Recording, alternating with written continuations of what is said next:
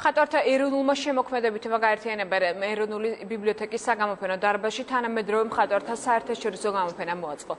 სხვადასხვა თაობის 80 მხატვრის ნამუშევრები ეროვნულ ბიბლიოთეკაში რამდენიმე დღით გამოიფინა და 28 დეკემბრამდე გაგრძელდება.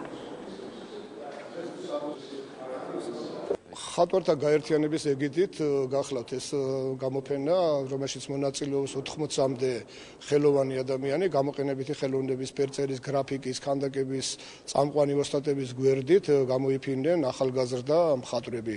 ეს გამოფენები არის იმპულსი და ეს არის ამგზნებელი, ასე ვთქვათ, დღევანდელ სიტუაციაში, როდესაც მივიწყებული არის ეს ყველაფერი, სწორედ ვაკეთებთ ამ გამოფენებს, რომ ჩვენ სტიმული მივცეთ ახალგაზრდებს, რომ მათ ისევე დაიწყონ მუშაობა და ისევ განაგრძონ ჩვენი ეროვნული კულტურის განვითარება.